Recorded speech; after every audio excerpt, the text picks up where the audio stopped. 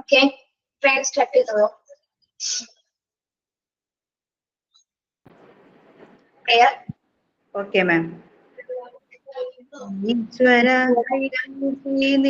ഭൂമി നിൻ മുൻപിൽ ഈറനണിഞ്ഞ മിഴികളോടെ കാരുണ്യമെന്നിൽ ചൊരിയണേ ഭൂവിന് കാരണമായുള്ള തമ്പുരാനേ.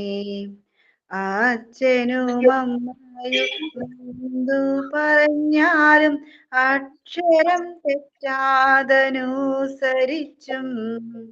ഉള്ളിൽ വെളിച്ചം പകരും ഗുരുവിനെ ഉണ്മയായി സ്നേഹിച്ചും ആദരിച്ചും കൂടെ പഠിക്കുന്ന കുട്ടികളെ തൻ്റെ കൂടെ പിറപ്പുകളായി നിനച്ചും മാതൃഭൂവിനായി ജീവൻ ത്യജിച്ചോരേ മാതൃകയായിട്ടും സ്വീകരിച്ചും. Thank you ma'am. Thought of today. Good morning, ma'am, and good morning all. ജീവിതം ഒരു നാടകമാണ്. അവിടെ സ്വയം അഭിനയിക്കാൻ അറിയില്ലെങ്കിലും പഠിച്ചില്ലെങ്കിലും പ്രശ്നമില്ല. പക്ഷെ അഭിനയിക്കുന്നവരെ തിരിച്ചറിയാനെങ്കിലും പഠിച്ചേ പറ്റൂ. അല്ലെങ്കിൽ പൂർണ്ണമായും തോറ്റുപോകാൻ വേണ്ടിയുള്ളതാണ് നമ്മുടെയൊക്കെ ജീവിതം.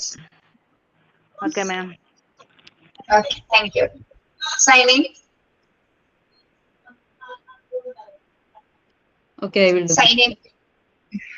Be happy for no reason like a child. If you're happy for a reason, you are in trouble because that reason can be taken from you.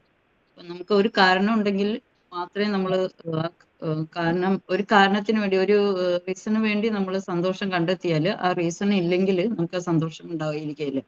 അതുകൊണ്ട് നമ്മൾ just be happy always without reason. I welcome Athira ma'am and all my dear friends to this class. Thank you. Thank you. Yes. Good morning to all. എന്തൊക്കെയുണ്ട്, സുഖാണോ? സുഖാണ് മാം. PDF കുറച്ച് കഴിയുമ്പോ open ആവും കേട്ടോ, അത് ഷെയർ ആവുന്നില്ല. വായിൽ വന്നു നോക്കി, വന്നിട്ടുണ്ടോ നോക്കി.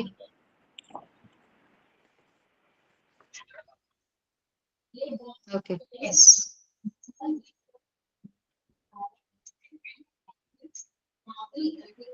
Yes. മാം, ഞാൻ ഇത് ആക്ടിവിറ്റി ഇത് കാണിക്കട്ടെ, എംബ്രോയിഡറി ഡെവലപ്മെന്റിന്റെ.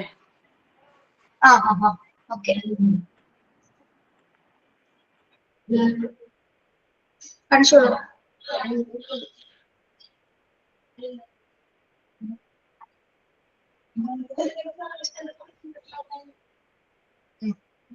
വരച്ചതാണോ അത്? എംബ്രിയോ ഡെവലപ്മെന്റ് വരച്ചതാണ്. കുറച്ചുകൂടി ഒന്ന് ക്യാമറ ബാക്ക്. ഓക്കെ ഓക്കെ, ഇത് നമ്മുടെ ആക്ടിവിറ്റി. ഓക്കെ, ഒന്നുകൂടി നേരെ പിടിച്ചേ, കാണുന്നില്ല. ഒന്നുകൂടി നേരെ പിടിച്ചേ.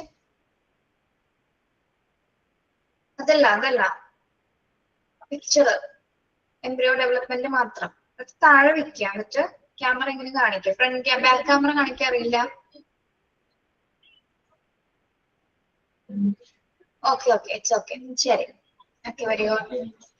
ഇതെല്ലാവരും കംപ്ലീറ്റ് ചെയ്തല്ലേ ഈ ഒരു activity? Yes, ma'am. Yes, ma'am.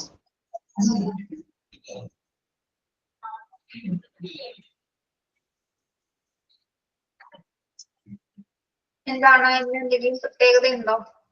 എന്തെങ്കിലും സ്പെഷ്യൽ ഡേയ്സ് ഉണ്ടോ? ഇന്നത്തെ ദിവസത്തിന് എന്തെങ്കിലും പ്രത്യേകത ഉണ്ടോ? മാമിന് നല്ല പ്രത്യേകത ഉണ്ടോ? നല്ല സുന്ദരിയായിട്ടുണ്ടല്ലോ, നല്ല മാലയും ചന്ദനക്കുറിയൊക്കെ ഇട്ടിട്ടുണ്ട്. എവിടെയും പോകാനുണ്ടോ?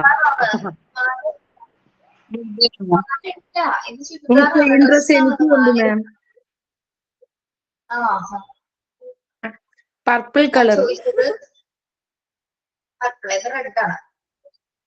ഇന്നത്തെ ദിവസം നിങ്ങൾക്ക് എന്തെങ്കിലും പ്രത്യേകതകൾ ഉണ്ടോ എന്നാണ് ചോദിച്ചത്. ഒന്നുമില്ല, എല്ലാ ദിവസവും പോയിട്ട് ഒരു ദിവസം ഇത്രേ ഉള്ളൂ.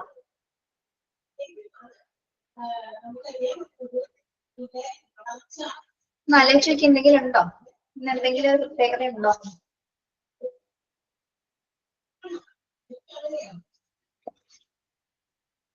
Promise day. പ്രോമിസ് ചെയ്യോ? എന്താണ്? Valentine's day. ഓ, അതല്ല ചോദിച്ചേ. അതാരാണ് പറഞ്ഞത്? പറഞ്ഞ ആളെവിടെ? പറഞ്ഞ ആളില്ലേ? വാലന്റൈൻസ് ഡേയിൽ ഇന്ന് പ്രോമിസ് ഡേ ആണല്ലേ? 7 ദിവസം, 7-ാം തീയതി മുതലല്ലേ ഡേറ്റ് നോക്കുന്ന? 7 to 14 വരെ അല്ലേ? ഓക്കെ. ഇന്നലെ ടെഡി ഡേ ആയിരുന്നു, ഇന്ന് ചോക്ലേറ്റ് ഡേ ആയിരുന്നു. ഓക്കെ, നല്ല ആൾക്കാരാണ്. ഞാൻ അതൊന്നല്ല ചോദിച്ചേ. ഇന്ന് നൂർത്തുമാതാവിന്റെ തിരുനാളാ മിസ്സേ. ആണോ? ഓക്കെ. എന്നിട്ട് പെരുന്നാളിന് പോയോ? പോയില്ല. ഈ ശനിയും ഞായറും ഇവിടെ അടുത്ത പള്ളിയിൽ പെരുന്നാളുണ്ട്, അന്നേരം പോകും. ഇപ്പൊ വാലന്റൈൻസ് ഡേനെ കുറിച്ചിട്ട് നിങ്ങൾക്ക് അറിയാനിക്കുമല്ലോ അല്ലെ? പ്രണയിക്കുന്നവർക്ക് വേണ്ടിയുള്ള ദിനം മാത്രമാണോ അത്? അതല്ലോ, എല്ലാവർക്കും ഇല്ലേ? പുൽവാമ ദിനം. പുൽവാമ അറ്റാക്ക് നടന്നു. അതെ, 14-ാം തീയതി. പ്രണയം അല്ലെങ്കിൽ സ്നേഹം എന്ന് പറയുന്നത് നല്ല, നമുക്ക് കേൾക്കുമ്പോൾ ഭംഗിയുള്ള ഒരു സാധനമാണ് പ്രണയം എന്ന് പറയുന്നത് അല്ലെ? ഭയങ്കര പോസിറ്റീവ് കാര്യങ്ങളാണ് പ്രണയത്തിൽ നടക്കുന്നത് അല്ലെ? എല്ലാ പോസിറ്റീവ് വശങ്ങളും മാത്രമേ പ്രേമിക്കുന്ന സമയത്ത് എല്ലാവരും നോക്കുകയുള്ളൂ. നെഗറ്റീവ്സ് ഒക്കെ റിയൽ ലൈഫിലേക്ക് വരുമ്പോഴേ തിരിച്ചറിയുള്ളൂ അല്ലെ? ആ ഒരു സമയത്ത് എപ്പോഴും പോസിറ്റീവ് വശങ്ങൾ മാത്രം അറിയുള്ളൂ പ്രണയിക്കുന്ന സമയത്ത്. അതങ്ങനെയാണ്, അതിന്റെ ഒരു പ്രോസസ് അങ്ങനെ. പക്ഷെ എല്ലാവരും അങ്ങനെ പ്രേമിക്കുന്നവരല്ല അല്ലെ? പലർക്കും പല രീതിയിലാണ് സ്നേഹം എക്സ്പ്രസ് ചെയ്യുന്നത്.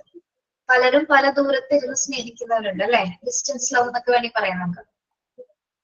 അതായത് ചിലപ്പോ കത്തുകളിലൂടെ മാത്രം, അല്ലെങ്കിൽ ജസ്റ്റ് ഒരു ഫോൺ കോളിലൂടെ മാത്രം സ്നേഹിക്കുന്നവരുണ്ട്. ദെൻ ഒരേ സമയത്ത് ഒരേ നാട്ടിൽ എന്തായിട്ടും പരസ്പരം ആരും അറിയാതെ പ്രേമിക്കുന്നവരുണ്ട്. അതിനെയൊക്കെ നമുക്ക് ശരിക്കും പ്രണയം എന്ന് പറയാം അല്ലെ? ആരും അറിയാത്തത് എന്താണോ അതിനെയാണ് പ്രണയം അല്ലെ? അറിയാതെ സ്നേഹിക്കുന്നതിനെയാണ് അതിനൊരു പ്രണയം എന്ന് പേരിട്ട് വിളിക്കാൻ പറ്റും. മറ്റുള്ള രണ്ട് വ്യക്തികൾ മാത്രമേ അത് അറിയാൻ പാടുള്ളൂ. പക്ഷെ ആ സമയത്ത് തന്നെ ഒരു വ്യക്തിക്ക് അറിയാൻ പറ്റും, മറ്റേ ആൾക്ക് അറിയാൻ പറ്റില്ല. താൻ അയാളെ സ്നേഹിക്കുന്നുണ്ടെന്ന് അയാൾക്ക് അറിയാൻ പറ്റില്ല അല്ലെ? യെസ്. അങ്ങനെ തുറന്നു പറയാണ്ട് പോയ ഒരുപാട് പ്രണയങ്ങളുണ്ട്. തുറന്നു പറഞ്ഞിട്ട് നല്ല രീതിയിൽ ലൈഫ് മുന്നോട്ട് പോകുന്ന പ്രണയങ്ങളുണ്ട് അല്ലെ? യെസ്. അപ്പൊ പ്രണയം അതിപ്പോ ഏത് ലൈഫിലാണെങ്കിലും അല്ലെ, ഉള്ളതാണ് നല്ലത്. അത് റൊമാൻറ്റിക് ആയിട്ടുള്ള ഒരു ഫീലിങ്സ് എല്ലാ ഹ്യൂമൻ ബീങ്സിലും ഉണ്ട്. നമ്മൾ പക്ഷെ അത് എക്സ്പ്രസ് ചെയ്യണം. എക്സ്പ്രസ് ചെയ്താൽ മാത്രമേ അറിയാൻ പറ്റും. എക്സ്പ്രസ് ചെയ്യാതെ ഉള്ളിൽ വെച്ചോണ്ടിരുന്നാൽ അവിടെ ഇരിക്കുള്ളൂ അല്ലെ? അവിടെ ഇരുന്ന് ചെറുതായിരിക്കുള്ളൂ. നമ്മുടെ കൂട്ടത്തിൽ ആരെങ്കിലും പ്രണയിച്ച് വിവാഹം കഴിച്ചിട്ടുണ്ടോ? ഞാനുണ്ട് മാം. ഞാനുണ്ടെന്ന് പറയാൻ പറ്റാത്തൊരു നാണോ? ഇതൊക്കെ ഹാപ്പി ആയിട്ട് പോകുന്നില്ലേ രേഷ്മ? Yes ma'am. 14 വർഷത്തിന്. 14 വർഷമായി ഒരുമിച്ച് ജയിക്കുന്നതാണോ? അല്ലല്ലല്ല, 14 വർഷം. ഓക്കെ. അപ്പൊ ചെറുപ്പകാലത്ത് തുടങ്ങിയതായിരിക്കുമല്ലോ അല്ലെ? ചെറിയ അതെ ക്ലാസ്സില്. മാം. 7ാം ക്ലാസ്സിൽ മാം. 7ാം ക്ലാസ്സില്. ശരി. യെസ്. നമ്മളപ്പോ ഏതാ എടുത്തുവരുന്നത്? യൂണിറ്റ് 3 സോഷ്യോ ഇമോഷണൽ ഡെവലപ്മെന്റിന്റെ കുറച്ച് കാര്യങ്ങൾ എടുത്തിരുന്നല്ലോ. ഈ ഒരു പാരഗ്രാഫ് കോമൺ ഫിയർ ഒക്കെ പറഞ്ഞില്ലേ നമ്മൾ കഴിഞ്ഞ ക്ലാസ്സിലെ? പറഞ്ഞു. സെപ്പറേഷൻ ആൻസൈറ്റി പറഞ്ഞു. പിന്നെ എന്താണ്? കോമൺ ഫിയേഴ്സ് പറഞ്ഞു. അവിടെ വരെയാണ് എടുത്തിട്ടുള്ളത്. ഈ പാരഗ്രാഫ് കംപ്ലീറ്റ് ചെയ്ത് നോക്കുന്നില്ല. നമ്മൾ അവിടെ തുടങ്ങി പറയാം. നമുക്ക് കോമൺ ഫിയേഴ്സ് ഏതൊക്കെയായിരുന്നു നമ്മളത് പറഞ്ഞത്? ലൗഡ് നോയ്സസ് പേടിയുള്ളവരുണ്ട്, ഡാർക്ക്നെസ്, അനിമൽസ്, സ്ട്രേഞ്ച് പേഴ്സൺസ്, അതേപോലെ തന്നെ ചില പ്ലേസ്. ആ പാരഗ്രാഫ് ഫുള്ള് പറഞ്ഞതാണ്. ബിസ്മിയാണല്ലോ എനിക്ക് ഇൻസ്റ്റയില് റിക്വസ്റ്റ് അയച്ചത്. ആണ്. ഈ ബിസ്മി തന്നെയാണല്ലേ? അതെ. മാം അക്സെപ്റ്റ് ചെയ്തിട്ടുണ്ടായിരുന്നു. അക്സെപ്റ്റ് ചെയ്തു. ഓക്കെ. ഞാനൊരു ഫോട്ടോ ഇട്ടപ്പോ അപ്പൊ തന്നെ കമന്റ് ചെയ്തത് വിസ്മി തന്നെയാണോ? ആണാണ്. അതെ. ഓക്കെ. അതിലുള്ള പിക്ചർ അല്ലേ? താൻ തന്നെയല്ലേ അത്? ഏ ഞാൻ കേറി നോക്കിയായിരുന്നു അക്കൗണ്ടിലെ ഫോട്ടോസ് കണ്ടിരുന്നു. അതന്നെയല്ലേ വിസ്മിയ? ആ ബിസ്മിയ തന്നെയാ. Their emotions are transient and intense. Transient, okay. Transient and intense. It is voluntary to children varying their emotions. This variation depends on the state of their physical health and social-emotional environment at home. Okay. നമുക്കറിയാം കുഞ്ഞുങ്ങൾ ഒരേ സമയത്ത് കരയും, അതേ സമയത്ത് തന്നെ എന്താണ് അവരുടെ ഇമോഷൻസ് അപ്പൊ തന്നെ നെക്സ്റ്റ് മൊമെന്റിൽ എന്ത് ചെയ്യുന്നുണ്ട്, അവർ ഹാപ്പി ആവുന്നുണ്ട് അല്ലെ. ഒരേ സമയം സാഡ് ആവുന്നുണ്ട്, നെക്സ്റ്റ് ടൈമിൽ അപ്പൊ തന്നെ നിസ്സാര സമയം വരെ ഏകദേശം മിനിറ്റുകൾക്ക് മതി എന്താ അവരുടെ ഇമോഷൻസിനെ അവർക്ക് അപ്പൊ തന്നെ ഷിഫ്റ്റ് ചെയ്യാനായിട്ട്. Okay. Their emotions are transient and intense. Transient എന്ന് വെച്ചാൽ ക്ഷണികം, അല്ലെങ്കിൽ നമ്മൾ അവരുടെ ഇമോഷൻ എന്ന് പറഞ്ഞാൽ എന്താ? ക്ഷണികം മീൻസ് ഒരു ആക്സെപ്റ്റ് ചെയ്യും. എന്ത് ഇമോഷൻസ് വന്നാലും കുട്ടികൾ എന്ത് ചെയ്യും? കരച്ചിലാണെങ്കിലും വാശിയാണെങ്കിലും ദേഷ്യമാണെങ്കിലും അവിടെ തന്നെ എന്ത് ചെയ്യും? ട്രാൻസ്മെന്റ് ചെയ്യുന്നത്, അതാ അതിനെ ക്ഷമിക്കുന്ന അല്ലെങ്കിൽ അതിനെ അക്സെപ്റ്റ് ചെയ്യുക കുട്ടികൾ. അതുപോലെ തന്നെ എന്താണ് ഇന്റൻസ് ആയിട്ട് തീവ്രമായിട്ട് അത് പ്രകടിപ്പിക്കുകയും ചെയ്യും കുട്ടികൾ അല്ലെ. കരച്ചിലാണെങ്കിലും ദേഷ്യമാണെങ്കിലും വാശിയാണെങ്കിലും ഒക്കെ എന്താണ് തീവ്രമായ രീതിയിൽ കുഞ്ഞുങ്ങൾ അത് ഇമോഷൻസ് ഇങ്ങനെ പ്രകടിപ്പിച്ചുകൊണ്ടിരിക്കും. Okay. It is voluntary too, അതൊരു വോളണ്ടറി ആയിട്ടാണ് കേട്ടോ. Children vary their emotions. This variation depends on the state of their physical health and social-emotional environment at home. കുട്ടികളില് ഇത്തരത്തിലുള്ള ഇമോഷണൽ ചേഞ്ചസ് വരാനുള്ള പ്രധാന കാര്യം, ഈ വേരിയേഷൻസ് വരാനുള്ള കാരണം എന്ന് പറയുന്നത് ഒന്ന് അവരുടെ ഫിസിക്കൽ ഹെൽത്ത് ആണ് അല്ലെ. അവരുടെ മാനസികവും ശാരീരികമായിട്ടുള്ള ഹെൽത്തും അതോടൊപ്പം തന്നെ വീടിന്റെ ആ ഒരു ചുറ്റുപാട് അല്ലെ, സോഷ്യൽ ഇമോഷണൽ ബാക്ക്ഗ്രൗണ്ട് ഒക്കെയാണ് കുഞ്ഞിന് ഇമോഷണലി ആയിട്ട്, അതായത് ഹാപ്പി ആയിട്ടിരിക്കുന്ന ഫാമിലിയിൽ എപ്പോഴും കുഞ്ഞുങ്ങൾ എപ്പോഴും ഭയങ്കര ഉത്സാഹത്തോടെ ഇരിക്കുന്നു. പക്ഷെ എന്തെങ്കിലും പ്രോബ്ലംസ് ഉള്ള ഫാമിലിയിൽ കുട്ടികൾക്ക് എപ്പോഴും ഹാപ്പി ആയിട്ട് ഇരിക്കാനായിട്ട് സാധിക്കില്ല അല്ലെ. അതായത് അവരുടെ സ്വഭാവത്തിന് അത് ഒരുപാട് രീതിയിൽ ബാധിക്കും. ഇപ്പൊ നമ്മുടെ ഫാമിലിയൽ ബാക്ക്ഗ്രൗണ്ട് കുട്ടികളുടെ ആ ഒരു ഇമോഷൻസിനെ എത്രത്തോളം അല്ലെങ്കിൽ നല്ല രീതിയിൽ അഫക്ട് ചെയ്യുന്നുണ്ട്. ഓക്കെ. അതുകൊണ്ട് തന്നെ നമ്മൾ പറയാറില്ലേ, കുട്ടികളുടെ മുന്നില് വഴക്കുണ്ടാക്കരുതെന്ന് പറയാറില്ല പാരന്റ്സിനോട്. കുട്ടികളുടെ മുന്നിൽ കിടന്ന് നമ്മൾ ചിലപ്പോ പറയാൻ പറ്റാത്ത വാക്കുകളും പ്രശ്നങ്ങളൊക്കെ എടുത്തിടും. കുഞ്ഞുങ്ങൾ അത് കൃത്യമായിട്ട് ഒബ്സർവ് ചെയ്യുന്നുണ്ട് അല്ലെ. അപ്പൊ അവരുടെ ഇടയിൽ അതൊരു നെഗറ്റീവ് ഇമ്പാക്റ്റ് ആണ് ഉണ്ടാക്കിയെടുക്കുന്നത്. ഓക്കെ. കുഞ്ഞിന്റെ മനസ്സിലേക്ക് അത് വേറെ രീതി, നമ്മൾ വിചാരിക്കുന്ന പോലെ ഒന്നും ആയിരിക്കില്ല, കുഞ്ഞുങ്ങൾ അത് വേറെ രീതിയിലായിരിക്കും അത് ആക്സെപ്റ്റ് ചെയ്യുന്നത്.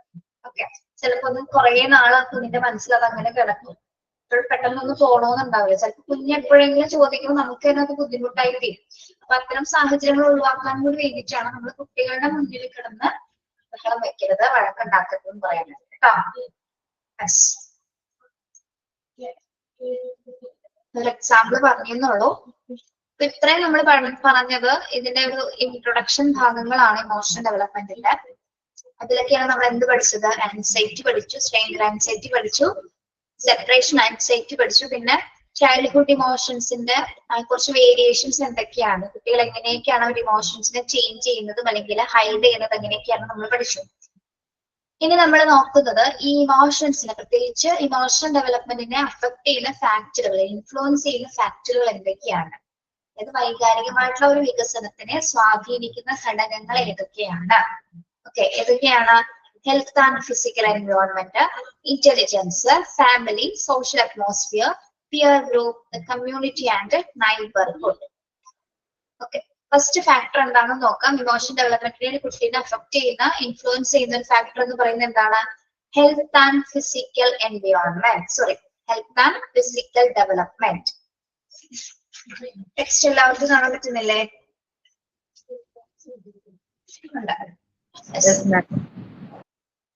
എന്തായിരുന്നു ഹെൽത്ത് ആൻഡ് ഫിസിക്കൽ ഡെവലപ്മെന്റ്? നമുക്ക് നോക്കാം. There is a positive relation between health and emotional development. The children weak in physical structure of suffering from illness are more emotionally upset and unstable than children who are healthy. Okay. നമ്മുടെ കുഞ്ഞുങ്ങളുടെ ഒരു പ്രത്യേകത, അസുഖം ഉണ്ടാവുന്ന സമയത്ത്, പ്രത്യേകിച്ച് പനിയൊക്കെ വരുന്ന സമയത്ത് അവരുടെ ഇമോഷൻസ് നിങ്ങൾ കണ്ടിട്ടുള്ളതല്ലേ? പനി വരുന്ന സമയത്ത് ഭയങ്കര ദേഷ്യവും വാശിയായിരിക്കും അല്ലെ. തീരെ വയ്യാണ്ടായും ചെയ്യും. പിന്നെന്താണ്, ഭയങ്കരമായിട്ട് ഏതെങ്കിലും അസുഖം വരുന്ന സമയത്താണ് അവർ ഇമോഷണലി ഏറ്റവും കൂടുതൽ തളർന്നു പോകുന്നത്. ശരിയാണോ? മാനസികമായിട്ട് ശാരീരികമായിട്ട് കുഞ്ഞുങ്ങൾക്ക് ഭയങ്കര വാശിയും കാര്യങ്ങളൊക്കെ നടക്കും. ചെറിയ കുഞ്ഞുങ്ങൾ എടുത്ത് നോക്കുകയാണെങ്കിൽ നമുക്കൊന്നും ഒരു പോൾ കണ്ണടച്ച് കിടന്ന് ഉറങ്ങാൻ പോലും പറ്റില്ല അല്ലെ? അമ്മമാരെ സംബന്ധിച്ചിടത്തോളം. എന്തുകൊണ്ടാണ്? അവരുടെ ഫിസിക്കൽ സ്ട്രക്ചറിന് അല്ലെങ്കിൽ അവരുടെ ഹെൽത്തിന് ശരിക്കും പറഞ്ഞാൽ നല്ല പെയിൻ ഉണ്ടാവും. പക്ഷെ നമുക്ക് നോർമലി വലിയ ആൾക്കാർക്ക് പനി വന്നാൽ നമുക്ക് ശരീരവേദന ഉണ്ടാവും അല്ലെ? നല്ല രീതിയിൽ ബോഡി പെയിൻ ഉണ്ടാവും. കുഞ്ഞുങ്ങളെ സംബന്ധിച്ചിടത്തോളം ചില സംസാരിക്കാൻ തുടങ്ങുന്നതിന് മുൻപ് ഇപ്പൊ 2 വയസ്സ് 1 വയസ്സുള്ള കുഞ്ഞിനൊക്കെയാണെങ്കിൽ എന്താണ് അതെന്താണ് ഫീൽ ചെയ്യുന്നത് അവർക്ക് പറയാൻ പറ്റില്ല അല്ലെ? അപ്പൊ അതിനാൽ തന്നെ അവർ ഓൾറെഡി മൊത്തത്തിൽ അത് ഡിസ്റ്റർബ്ഡ് ആയിരിക്കുള്ളൂ. അവരുടെ ഹെൽത്തും ഫിസിക്കലും എന്താണ് പ്രത്യേകിച്ച് ഒരു അസുഖമായിട്ട് സഫർ ചെയ്യുന്ന സമയത്താണ് കുട്ടികൾ ഒരിക്കലും സ്റ്റേബിൾ ആയിരിക്കില്ല. ഇമോഷണലി അവർ ഭയങ്കര വീക്ക് ആയിരിക്കുള്ളൂ. Okay, yes. അപ്പൊ ആ സമയത്ത് നമ്മൾ ഭക്ഷണം കൊടുക്കാൻ കഴിക്കില്ല. നമ്മൾ എന്ത് പറഞ്ഞാലും ആ ഒരു സമയത്ത് ഒരു പോസിറ്റീവ് ആയിട്ടുള്ള ആറ്റിറ്റ്യൂഡ് കുട്ടിയിൽ നിന്ന് നമുക്ക് ലഭിക്കില്ല അല്ലെ? യെസ്. അപ്പൊ കുഞ്ഞിനെ ഇമോഷണലി ഒരു കുഞ്ഞിനെ സംബന്ധിച്ചിടത്തോളം അവനെ അഫക്ട് ചെയ്യുന്ന മറ്റൊരു ഫാക്ടറാണ് എന്താ? ഇമോഷണലി അഫക്ട് ചെയ്യുന്ന ഇൻഫ്ലുവൻസ് ചെയ്യുന്ന ഫാക്ടറാണ് ഹെൽത്ത് ആൻഡ് ഫിസിക്കൽ ഡെവലപ്മെന്റ്. കുഞ്ഞ് എപ്പോഴും ഹാപ്പി ആയിട്ടിരിക്കും. ഹെൽത്തി ആയിട്ടിരിക്കുമ്പോൾ മാത്രമേ എന്തുണ്ടാവുള്ളൂ? ഇമോഷണലി ഓക്കെ ആവുള്ളൂ. നമ്മളും അങ്ങനെയല്ലേ? നമുക്ക് എന്തെങ്കിലും അസുഖമുള്ള സമയത്ത് നമ്മൾ ഓക്കെ ആയിരിക്കും ഇമോഷണലി? ഓക്കെ ആണോ? അല്ല.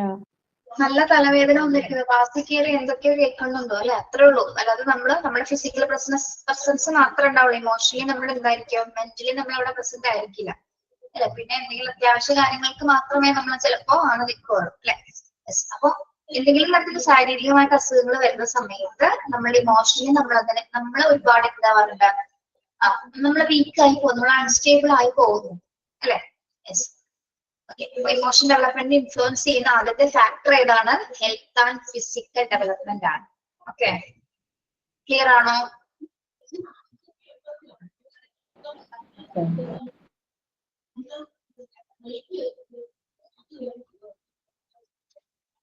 ക്ലിയർ ആണോ? അല്ലെങ്കിൽ എന്താന്ന് പറയണേ?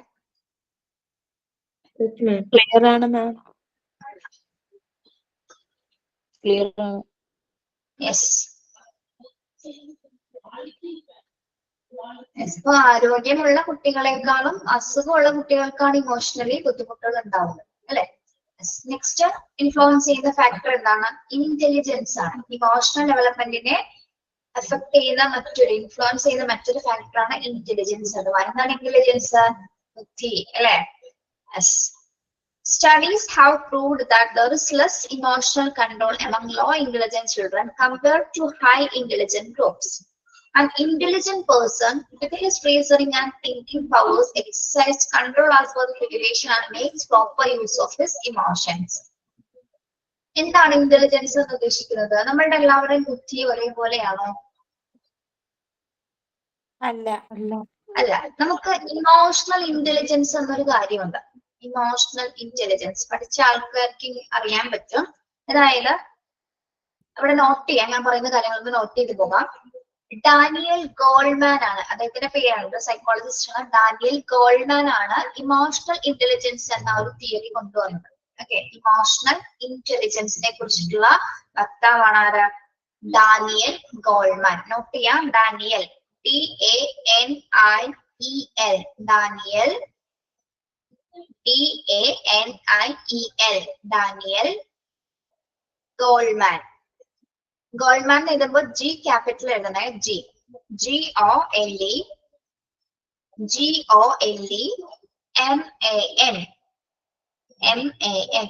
GOLEMAN, Goleman. Daniel Goleman. അപ്പോ ഇമോഷണൽ ഇന്റലിജൻസിന്റെ പിതാവ് എന്നറിയപ്പെടുന്നത് നമ്മൾ ആരെയാണ്? ഡാനിയൽ ഗോൾമാനെയാണ് കേട്ടോ. ഈ ഒരു തിയറിനെ പോപ്പുലറൈസ് ചെയ്തത് ഇദ്ദേഹമാണ്. അല്ലെങ്കിൽ ഈ തിയറിനെ കുറിച്ച് മറ്റു സൈക്കോളജിസ്റ്റുകൾ ഇതിനെ കുറിച്ച് സംസാരിച്ചിട്ടുണ്ട്. അതിനെ കുറിച്ചിട്ടുള്ള തിയറീസും കാര്യങ്ങളും മറ്റു സൈക്കോളജിസ്റ്റുകളും അത് കൊണ്ടുവന്നിട്ടുണ്ട്. അതായത് പെസ്റ്റലോസി, ജോൺ മേയർ എന്ന 2 വ്യക്തികളാണ് അതിനെ കുറിച്ചിട്ടുള്ള അത് കോയിൻ ചെയ്തത്. ഓക്കെ, ഇത് പോപ്പുലറൈസ് ചെയ്തതാണ് ആര്? Daniel Goleman. അപ്പൊ അദ്ദേഹത്തിനെയാണ് നമ്മൾ ഇമോഷണൽ ഇന്റലിജൻസിന്റെ പിതാവ് അല്ലെങ്കിൽ ഫാദർ ഓഫ് ഇമോഷണൽ ഇന്റലിജൻസ് അങ്ങനെ തന്നെ നോട്ട് ചെയ്യാം കേട്ടോ. ഫാദർ ഓഫ് ഇമോഷണൽ ഇന്റലിജൻസ് എന്നറിയപ്പെടുന്നത് ഡാനിയൽ ഗോൾമാനെയാണ് കേട്ടോ. Okay, clear?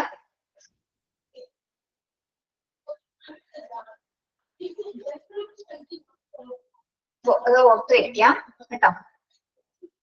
യെസ്, ഇവിടെ പറയുന്നുണ്ട് studies have proved there is less emotional control among low intelligent children. അതായത് നമ്മുടെ ഇവിടെ ഒരു പഠനത്തിന്റെ ഭാഗമായിട്ടുള്ള ഒരു തെളിവാണ് ഇവിടെ, എക്സാമ്പിൾ ആണ് ഇവിടെ പറയുന്നത്. നമുക്ക് ഇന്റലിജൻസ് ബേസിട്ടാണ് നമ്മളുടെ ഇമോഷൻസ് കൈകാര്യം ചെയ്യുന്നത്. അതായത് ഇവിടെ പറയുന്നത് എന്താണ്, low intelligent children compare to high intelligent groups. അതായത് സ്റ്റഡീസ് ഒന്നുകൂടി ശ്രദ്ധിച്ചേ, studies how proved that there is less emotional control. Less emotional control എന്ന് പറഞ്ഞാൽ എന്താ? ലെസ് ഇമോഷണൽ കൺട്രോള് വൈകാരിക ബുദ്ധി കുറവാണ്. അതായത് ഇമോഷണൽ കൺട്രോൾ കുറവുള്ളത് എങ്ങനെയുള്ള കുട്ടികൾക്കാണ്? ലോ ഇന്റലിജന്റ് ഉള്ള കുട്ടികൾക്കാണോ ഹൈ ഇന്റലിജന്റ് ഉള്ള കുട്ടികൾക്കാണോ ഇമോഷണൽ ബാലൻസ് കുറവ്? ആർക്കാണ്? Low intelligent children. Okay, low intelligent പിള്ളേരെ കമ്പയർ ചെയ്യുമ്പോ ഏറ്റവും ഇമോഷണലി കൺട്രോൾ കുറവുള്ളത് ആർക്കാണെന്നാണ് ഇവിടെ പറയുന്നത്? ഏത് ഗ്രൂപ്പിനാണ്? High intelligent. ബുദ്ധി കുറഞ്ഞ കുട്ടികളില് അവർക്ക് ഇമോഷണലെ കൺട്രോൾ ചെയ്യാൻ പറ്റും. പക്ഷെ ബുദ്ധി കൂടിയവർക്കോ ഹൈ ഇന്റലിജന്റ് ഗ്രൂപ്പ്സിന് എന്ത് പറ്റുന്നില്ല എന്നാണ് പറയുന്നത്? ലെസ് ഇമോഷണൽ കൺട്രോൾ ആണ്. ലെസ് ഇമോഷണൽ കൺട്രോൾ, അതായത് നമ്മള് ഇന്റലിജൻസ് ബുദ്ധിശക്തി കുറഞ്ഞ കുട്ടികളെ കൂടിയ കുട്ടികളെ നമ്മൾ കമ്പയർ ചെയ്ത് നോക്കുമ്പോ അതിലുള്ള വൈകാരിക ബുദ്ധിനെ കൺട്രോൾ ചെയ്യാൻ പറ്റുന്നത് അല്ലെങ്കിൽ ലെസ് ഇമോഷണൽ കൺട്രോൾ ഉള്ളത് ആർക്കാണെന്നാണ് ഇവിടെ പഠനത്തിൽ തെളിയിക്കാൻ പറ്റിയത്? ഹൈ ഇന്റലിജൻസ് ഉള്ള കുട്ടികൾക്കാണ്. ലോ ഇന്റലിജൻസ് ഉള്ള കുട്ടികളെക്കാളും ഏറ്റവും കുറവ് ആർക്കാണ്? ഹൈ ഇന്റലിജൻസ് ഉള്ള കുട്ടികൾക്കാണ് ഇമോഷണൽ ഇന്റലിജൻസ് കുറവെന്നാണ്, അല്ലെങ്കിൽ ഇമോഷണൽ കൺട്രോൾ, അതായത് വികാരങ്ങളെ കൺട്രോൾ ചെയ്യാനായിട്ടുള്ള കപ്പാസിറ്റി ഏറ്റവും കുറവ് കണ്ടെത്തിയത് ആർക്കാണ്?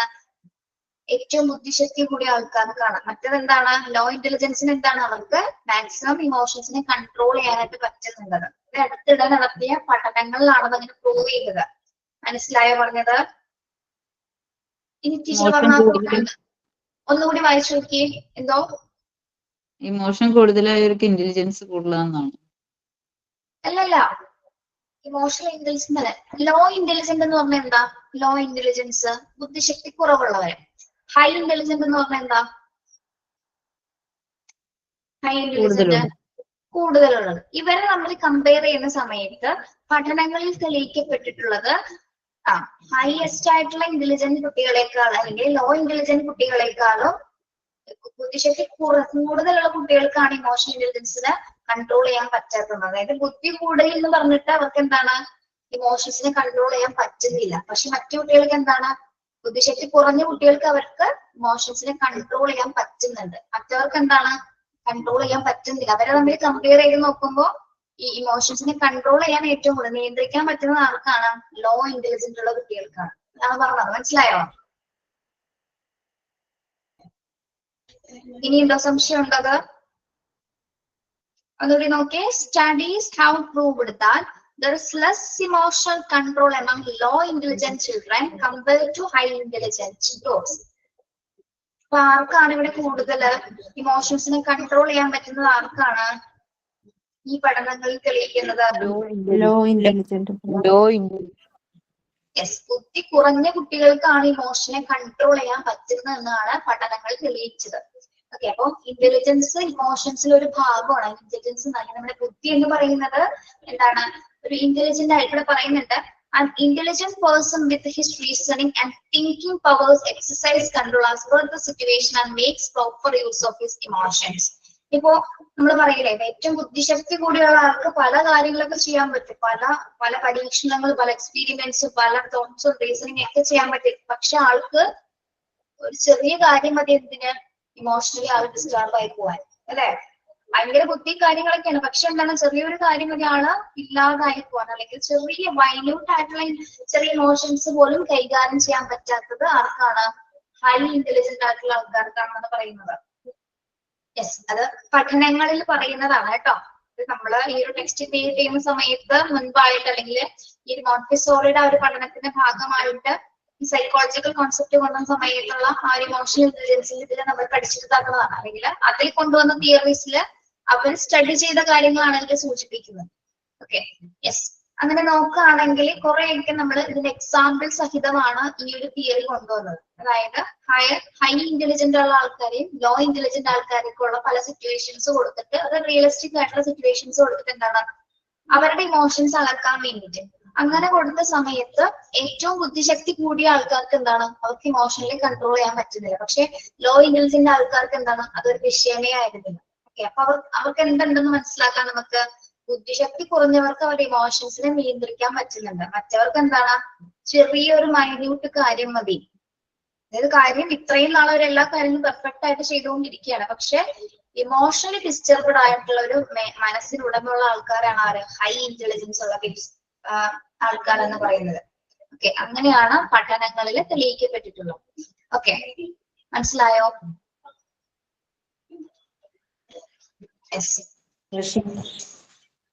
ഓക്കെ, അപ്പോ ഒരാളുടെ ഇമോഷണൽ ഡെവലപ്മെന്റിനെ ഇൻഫ്ലുവൻസ് ചെയ്യുന്ന പ്രധാന ഫാക്ടർ ആണ് എന്ത് ഇന്റലിജൻസ് അഥവാ അവന്റെ ബുദ്ധി എന്ന് പറയുന്നത്.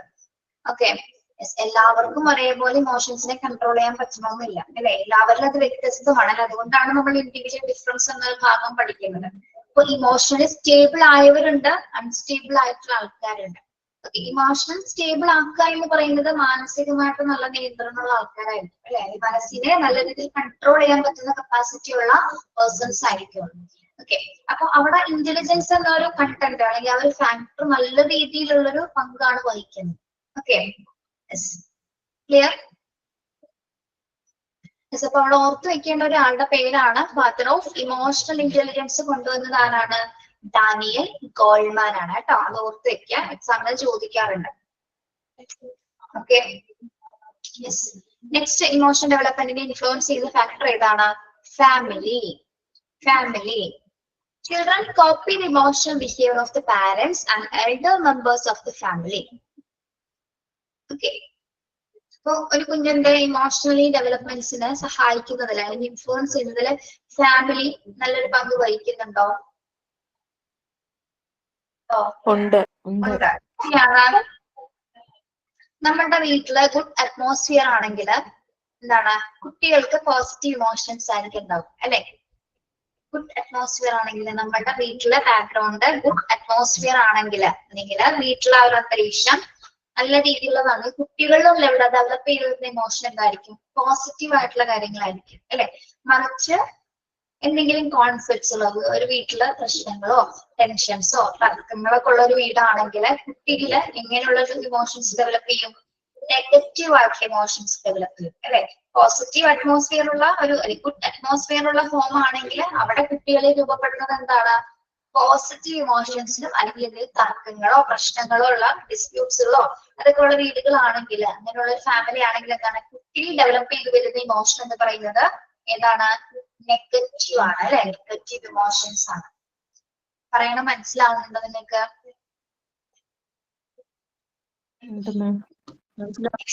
മനസ്സിലാവുന്നുണ്ട്. Okay.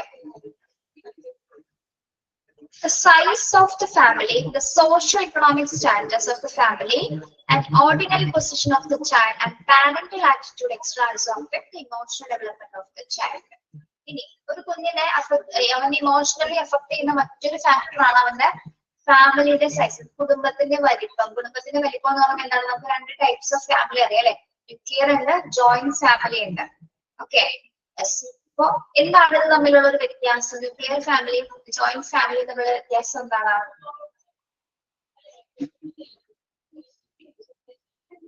ന്യൂക്ലിയർ ഫാമിലിയിൽ അച്ഛനും അമ്മയും 2 കുട്ടികളും അടങ്ങുന്നതായിരിക്കും.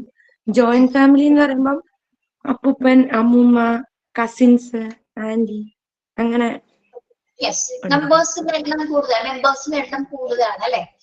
അപ്പൊ കുട്ടികള് അവിടെ പല വ്യക്തികളുമായിട്ട് ഇടപെടുന്നുണ്ട്, പല രീതിയിൽ ഇമോഷൻസ് കാണുന്നുണ്ട്. അപ്പൊ ഒരു എന്താ പറയുക, ഒറ്റപ്പെടുന്ന ഒരു ഫീലിങ്സ് കുഞ്ഞുങ്ങളിൽ ഉടലെടുക്കുന്നില്ല അല്ലെ. അതായത് അവനെപ്പോഴും ആരെങ്കിലും ഒക്കെ അവന്റെ ഫാമിലിയിൽ കൂടെ ഉണ്ട് അല്ലെ. അതേപോലെ തന്നെ എപ്പോഴും ഒരു പോസിറ്റീവ്, ശരിക്കും പറഞ്ഞാൽ ജോയിന്റ് ഫാമിലിയിലെ പ്രശ്നങ്ങൾ ഉണ്ടെങ്കിൽ പോലും അവിടെയൊക്കെ കുറെ ഹാപ്പിനെസ് ഉണ്ടായിരിക്കും. എന്ന് പറഞ്ഞാൽ ന്യൂക്ലിയർ ഫാമിലി ഹാപ്പിനെസ് ഇല്ല എന്നല്ല പറയുന്നത്. പക്ഷെ കുട്ടികൾ ഒന്നുകൂടി ഒതുങ്ങി പോകുന്നത് എങ്ങനെയുള്ള ഫാമിലീസിലാണ്? ന്യൂക്ലിയർ ഫാമിലിയിലാണ്. അതായത് ചിലപ്പോ പാരന്റ്സ് 2 പേരും ജോലിക്ക് പോകുന്നവരായിരിക്കും അല്ലെ. തിരിച്ചു വരുന്നത് ഒരു രാത്രി ആയിരിക്കും. ഒരു രാത്രി ഒരു 9 മണി 8 മണിക്കൊക്കെ തിരിച്ചെത്തുന്ന പാരന്റ്സ്. അതുവരെ കുഞ്ഞ് സ്കൂളിൽ പോയി തിരിച്ചു വന്ന് ട്യൂഷൻ കഴിഞ്ഞ് കുഞ്ഞും രാത്രിയാണ് തിരിച്ചെത്തുന്നത്. അതുവരെ വീടുമായിട്ടോ അല്ലെങ്കിൽ രാത്രി കാലം മാത്രമാണ് അച്ഛനും അമ്മയായിട്ട് അവൻ ചിലവഴിക്കുന്നത് അല്ലെ. അവരപ്പോ അവരുടെ ബിസി ലൈഫിൽ നിന്നായിരിക്കും വരുന്നത്. വന്ന ഓഫീസിലെ കാര്യങ്ങൾ ചെയ്യാനുണ്ടാവും, കുഞ്ഞിനെ ചെറിയ രീതിയിൽ നോക്കും, അങ്ങനെയുള്ള കാര്യങ്ങൾ മാത്രം. അവർ ബാലൻസ് ചെയ്ത് പോകുന്നു മാത്രമല്ല അല്ലെ. അപ്പൊ കുഞ്ഞിനെ സംബന്ധിച്ചിടത്തോളം അവന് പല കാര്യങ്ങളും നഷ്ടപ്പെടുന്നുണ്ട് അല്ലെ.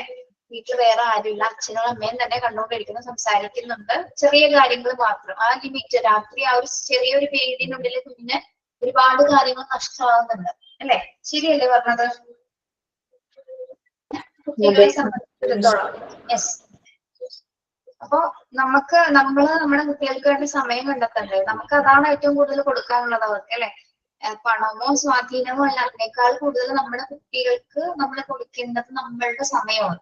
ഓക്കെ, അവര് ഈ ഒരു സമയത്ത് മാത്രം നമ്മുടെ കൂടെ ഉണ്ടാവും. കുറച്ചുകൂടി വലുതായി കഴിഞ്ഞാൽ നമുക്ക് അവരെ കിട്ടുപോലുമില്ല. അവർ അവരുടേതായിട്ടുള്ള ലൈഫ് തേടിപ്പോകും അല്ലെ. യെസ്. ഇപ്പൊ അവർക്ക് ആവശ്യമുള്ള സമയത്ത് എപ്പോഴും നമ്മളെ കൂടെ അവൈലബിൾ ആയിരിക്കുക എന്നുള്ളതാണ് ഏറ്റവും ഇമ്പോർട്ടന്റ് ആയിട്ടുള്ള കാര്യം. യെസ്. അത് പിന്നെ പലർക്കും പലരുടെ ഒരു എന്താ പറയാ കരിയറാണ് ഇമ്പോർട്ടൻസ്, അല്ലെങ്കിൽ നമ്മുടെ ജോലി, എല്ലാം കുഞ്ഞിന് വേണ്ടി തന്നെ ആണെങ്കിൽ പോലും കുഞ്ഞിന്റെ അടുത്തിരിക്കാൻ സമയമില്ല അല്ലെ. കുട്ടികൾക്ക് വേണ്ടിയാണ് ഇതെല്ലാം എന്ന് നമ്മൾ പറയുമെങ്കിലും അവരുടെ അടുത്തിരിക്കാൻ സമയം കണ്ടെത്തണ്ടേ നമ്മള് ഇല്ല. അപ്പൊ അതാണ് ന്യൂക്ലിയർ ഫാമിലിയുടെ ഒരു ശരിക്കും പറഞ്ഞാൽ ഇമോഷണലി കുറച്ച് ഇമോഷൻസ് അല്ലെങ്കിൽ നെഗറ്റീവ് ഇമോഷൻസ് കൂടുതൽ കൈകാര്യം ചെയ്യുന്നത് ന്യൂക്ലിയർ ഫാമിലിയിലാണ്, കുടുംബത്തിലെ കുട്ടികളാണ്. ഓക്കെ, ചില കുഞ്ഞുങ്ങൾ എന്ത് ചെയ്യുന്ന അച്ഛനമ്മയ്ക്കും ജോലിയുണ്ട്, അവർക്ക് തിരക്കാണെന്ന് മനസ്സിലാക്കിയിട്ട് അവന്റെ വിഷമങ്ങൾ പോലും അവൻ അച്ഛനമ്മയോട് പറയാത്ത കുട്ടികളുണ്ട്. അങ്ങനെയുള്ള കുട്ടികളുണ്ട് കേട്ടോ. നമ്മള് കൗൺസിലൊക്കെ ചെയ്യുമ്പോൾ അറിയാവുന്നതാണ്, അവർ പറയുന്നത്. യെസ്.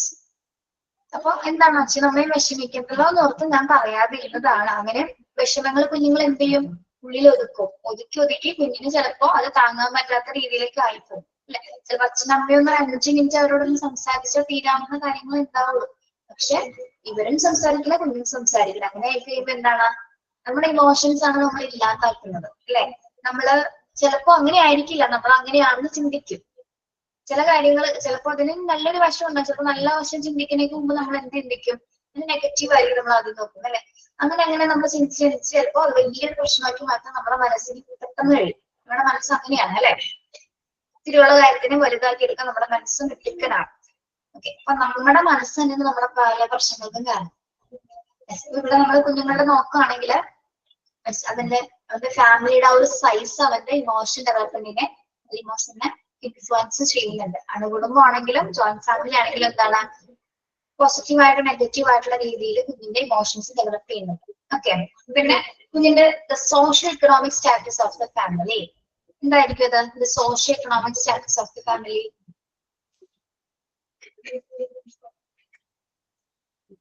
എന്തായിരിക്കും? Socio economic status, family status അല്ലെ. അല്ലെ, ഇക്കണോമിക് ആയിട്ടുള്ള സ്റ്റാറ്റസ് അല്ലെ. എന്താണ് അത് ഉദ്ദേശിക്കുന്നത്? അത് നമ്മുടെ ഇമോഷനെ ഇൻഫ്ലുവൻസ് ചെയ്യുന്നുണ്ടോ? ചെയ്യൂലേ? നിർബന്ധം, സത്യമായിട്ടും ചെയ്യും. എങ്ങനെയാണ് ഇത് അഫക്ട് ചെയ്യുന്നത് കുട്ടികളെ? ചില കുട്ടികളെ നമ്മൾ പറഞ്ഞു കൊടുക്കും, നമ്മുടെ കയ്യിൽ പൈസ ഇല്ല, വാങ്ങിച്ചു തരാൻ ഇപ്പൊ പറ്റില്ല, കുറച്ചു ദിവസം കഴിഞ്ഞാൽ വാങ്ങിച്ചു തരാന്ന് പറഞ്ഞാൽ ചില കുഞ്ഞുങ്ങൾ അക്സെപ്റ്റ് ചെയ്യും. പക്ഷെ ചില കുട്ടികളോട് അക്സെപ്റ്റ് ചെയ്യില്ല. പിന്നെ എല്ലാം കിട്ടുന്ന കുട്ടികളുണ്ട്, ഒരു കുറവില്ലാതെ എല്ലാം കിട്ടുന്ന കുട്ടികളുണ്ട് അല്ലെ. ഇത് എല്ലാവിധ സൗകര്യങ്ങളോട് ജീവിക്കുന്ന കുഞ്ഞുങ്ങളുണ്ട്, നേരെ മറിച്ച് അതൊന്നും ഇല്ലാതെ ജീവിക്കുന്ന കുട്ടികളുണ്ട്. എനിക്ക് തോന്നുന്നു അങ്ങനെ ഒന്നുമില്ലാതെ ജീവിക്കുന്ന കുട്ടികൾക്ക് പിന്നെയും ഇമോഷൻസിനെ കൺട്രോൾ ചെയ്യാൻ പറ്റും അല്ലെ. അവർക്കറിയാം അവരുടെ വീട്ടിലൊന്നുമില്ല, അല്ലെങ്കിൽ അച്ഛനമ്മയുടെ കയ്യിൽ എത്രത്തിക്കേ ഉള്ളൂ. അപ്പൊ അതൊക്കെ ബാലൻസ് ചെയ്ത് പോകാനായിട്ട് കുട്ടികൾ അത് സഹായിക്കും. മാത്രമല്ല, പക്ഷെ എന്നിരുന്നാൽ പോലും കുഞ്ഞിന്റെ ഉള്ളില് എനിക്കത് കിട്ടുന്നില്ലല്ലോ, എനിക്കത് വാങ്ങി തരാൻ പറ്റുന്നില്ലല്ലോ എന്നൊക്കെ ഒരു വിഷമം കുഞ്ഞുങ്ങളുടെ ഉള്ളിൽ കിടക്കുന്നുണ്ടാവും. ഓക്കെ, അപ്പൊ നമ്മുടെ ഫാമിലി സ്റ്റാറ്റസ് അല്ലെങ്കിൽ നമ്മുടെ ഇക്കണോമിക് സ്റ്റാറ്റസ് അവർ ഇമോഷൻസിനെ അല്ലെങ്കിൽ കുഞ്ഞുങ്ങളെ സംബന്ധിച്ചിട്ട് അവരുടെ ഇമോഷൻസിനെ അത് ഇൻഫ്ലുവൻസ് ചെയ്യുന്നുണ്ട്. Okay, yes. അത് അപ്പോ എന്താ പറയാ, നമുക്ക് കുട്ടികൾക്ക് അത്യാവശ്യമുള്ള കാര്യങ്ങളിൽ കൊടുക്കാൻ പറ്റുന്ന രീതിയിൽ നല്ലൊരു ജോലി എങ്കിലും നമ്മൾക്ക് ഉണ്ടായിരിക്കണം അല്ലെ. അതിന് വേണ്ടിയിട്ട് കൂടി നമ്മളൊന്ന് കഷ്ടപ്പെടണം. ഇപ്പൊ ജോലി ഇല്ലാതെ ഹൗസ് വൈഫായിട്ട് ഇരിക്കുന്നവർക്കാണെങ്കിൽ പോലും എന്താണ്, നമുക്കും സ്വന്തമായിട്ട് അല്ലെ, നമുക്ക് സ്വന്തമായിട്ടുള്ള ഒരു ജോലി ഉണ്ടാക്കാനായിട്ട് നമ്മൾ കണ്ടെത്തിയേ പറ്റും. ഓപ്പർച്യൂണിറ്റീസ് നമ്മൾ ഇങ്ങോട്ട് വരില്ല, അങ്ങോട്ട് തെളിപ്പോണം അല്ലെ? ഇങ്ങോട്ട് വരുന്നത് ചിലപ്പോ നമുക്ക് ചിലപ്പോൾ അക്സെപ്റ്റ് ചെയ്യാൻ പറ്റുന്നവരില്ല. അപ്പൊ ആദ്യം നമ്മൾ എന്ത് ചെയ്യാം? ജോലി ഇല്ലാത്തവരെ സംബന്ധിച്ചിടത്തോളം ഞാൻ പറയാണ്, നമുക്ക് നമ്മുടെ കുട്ടികളെ നോക്കണം, നമ്മുടെ ലൈഫും അത് ഇമ്പോർട്ടന്റ് ആണ് അല്ലെ? അപ്പൊ നമ്മളുടെ കയ്യിൽ എന്ത് വേണം? ചെറിയ ജോലിയാണെങ്കിൽ പോലും ചെറിയൊരു വരുമാനമുള്ള ഒരു ജോലി, ഇൻഡിപെൻഡന്റ് ആയി മാറാന്ന് പറയുന്നത് അതെന്തായാലും നമുക്ക് പറ്റും. ചെറിയ ജോലിയാണെങ്കിൽ പോലും അതിലൊരു എമൗണ്ട് ഉണ്ടാവും അല്ലെ? ആ എമൗണ്ടിന് നിങ്ങളെ ഹാപ്പി ആക്കാൻ പറ്റും, നിങ്ങളുടെ കുഞ്ഞിനെ ഹാപ്പി ആക്കാൻ പറ്റും, ചെറിയ എമൗണ്ട് ആണെങ്കിൽ പോലും. അപ്പൊ എല്ലാവരും മാക്സിമം ജോലി ഇല്ലാതെ അതിലേക്ക് ഇരിക്കുന്നുണ്ടെങ്കിൽ എന്തെങ്കിലുമൊക്കെ ചെയ്യാനായിട്ട് നിങ്ങൾ തുടങ്ങുക. കാരണം നമ്മളെപ്പോ എങ്ങനെ നമ്മുടെ ലൈഫ് പ്രെഡിക്റ്റ് ചെയ്യാൻ പറ്റില്ല അല്ലെ? നാളെ എന്ത് സംഭവിക്കും, നമ്മൾ ഒറ്റക്കായി പോകുന്നൊന്നും പറയാൻ പറ്റില്ല, അല്ലെങ്കിൽ നമ്മൾ ഉണ്ടാവുമെന്ന് പോലും പറയാൻ പറ്റില്ല. ഓക്കെ, അപ്പൊ പറ്റുന്നിടത്തോളം നമ്മളുടെ ക്വാളിഫിക്കേഷൻ എന്താണോ അതിനനുസരിച്ചിട്ടുള്ള ഒരു ജോലിക്ക് നിങ്ങൾ എന്തായാലും ട്രൈ ചെയ്തേ മതിയാവും കേട്ടോ. ഇപ്പൊ ഇത് ഓൾറെഡി നിങ്ങളിപ്പോ കോഴ്സ് കഴിയുമ്പോഴേക്കും മിക്ക സ്കൂളിൽ നിങ്ങൾ കോഴ്സ് കഴിഞ്ഞേക്ക് മുമ്പായിട്ട് ഇന്റേൺഷിപ്പിന് നിങ്ങൾ പോകും അല്ലെ? 20 ദിവസം, ഒരു മാസം. അപ്പൊ പല കുട്ടികളും പല രീതിയിലാണ് ഇന്റേൺഷിപ്പിന് പോകുന്നത്. ഓക്കെ, പല ടീച്ചേഴ്സും. അപ്പൊ ചില സ്കൂളുകൾ നിങ്ങളുടെ പെർഫോമൻസ് ഇഷ്ടമായി കഴിഞ്ഞാൽ നിങ്ങളോട് അവിടെ വർക്ക് ചെയ്തോളാൻ പറയും, അല്ലെങ്കിൽ ടീച്ചറിവിടെ പെർമനന്റ് ആവാനായിട്ട് അവർ തന്നെ ആവശ്യപ്പെടും ചിലവർ. ഇല്ലെങ്കിൽ നിങ്ങൾ എന്ത് ചെയ്യണം? നിങ്ങൾക്ക് പറ്റാവുന്ന സ്കൂളുകൾ ഏതാണോ എല്ലായിടത്തും ആപ്ലിക്കേഷൻസ് കൊടുത്തിടാം. പറ്റുന്ന രീതിയിൽ ജോലിക്ക് പോകാനായിട്ടുള്ള ഒരു മാനസികത നിങ്ങൾക്ക് ഉണ്ടായിരിക്കണം കേട്ടോ. ആരും വീട്ടിൽ ഇരിക്കരുത്, കോഴ്സ് കഴിഞ്ഞിട്ട് വീട്ടിലിരിക്കാന്നാണ് വിചാരിക്കരുത്. മാക്സിമം സ്കൂളുകൾ തേടി പോവാ, വർക്ക് ചെയ്യാനായിട്ട്, വർക്കോളിക് ആവാണ് കേട്ടോ. ഇനി ഇത് പറ്റിയില്ല, നിങ്ങൾക്ക് നല്ല രീതിയിൽ ട്യൂഷൻ എടുക്കാൻ പറ്റുന്നവർ, ട്യൂഷൻ സെന്റർ തുടങ്ങാൻ പറ്റുന്നവരാണെങ്കിൽ നിങ്ങൾ അങ്ങനെ ചെയ്യാം. അതൊന്നും പറ്റാത്തവരാണെങ്കിൽ ആരും വെറുതെ ഇരുന്ന് പോകരുത്, അതുകൊണ്ടാണ് ഞാൻ പറയുന്നത്. ഓക്കെ, യെസ്, അത് നമ്മൾക്കും നമ്മുടെ കുഞ്ഞുങ്ങൾക്കും കൂടി വേണ്ടിയിട്ടാണ്. ഓക്കെ, ഇനി കുഞ്ഞുങ്ങൾ ഒരു സമയം കഴിയുമ്പോൾ അവരുടെ കാര്യങ്ങൾ നോക്കിപ്പോയി എന്നാൽ പോലും നമ്മൾക്കൊരു ലൈഫ് ഉണ്ട് അല്ലെ? അതിന് നമുക്ക് എന്തായാലും എക്സ്പ്ലോർ ചെയ്തേ മതിയാവും. അപ്പൊ അതിനു വേണ്ടി നമ്മളുടെ കയ്യിൽ ചെറിയ രീതിയിൽ വരുമാനം ഉണ്ടായിരിക്കും. ഓക്കെ, അതാണ് നമുക്ക് വേണ്ടത്. കാര്യം പറഞ്ഞാൽ മനസ്സിലായോ ഇത്? Okay. Yes, next one. Okay, അപ്പൊ നമ്മുടെ സോഷ്യൽ എക്കണോമിക് സ്റ്റാറ്റസ് അല്ലെങ്കിൽ ഫാമിലിയുടെ ആ ഒരു ഫാമിലിയിൽ ബാക്ക്ഗ്രൗണ്ട് കുഞ്ഞിനെ സ്വാധീനിക്കുന്നുണ്ട്. Ordinal position of the child. എന്തായിരിക്കും ordinal position of the child എന്ന് പറയുന്നത്? ഓർഡിനൽ പൊസിഷൻ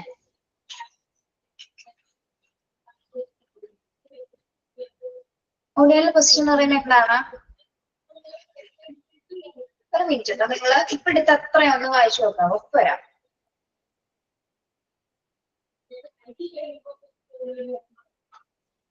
രണ്ട് മിനിറ്റ് ഇപ്പൊ തന്നെ വരാം കേട്ടോ.